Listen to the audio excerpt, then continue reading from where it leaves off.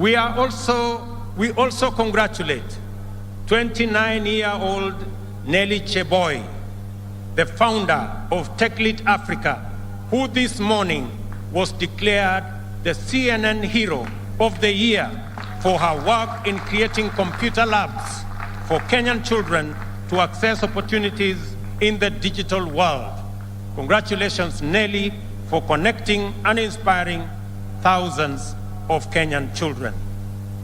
In conclusion, it is our time to make a contribution that will define Kenya for posterity as the envy of nations and the country that we, our children, and their children will be proud to call home. We also have a task of preparing the nation for its future by equipping and empowering our youth to take charge as leaders in a brave new world through innovation. Nasema asanteni sana kwa kunisikiza, na watakia baraka ya Mungu na muwe na Krismasi njema.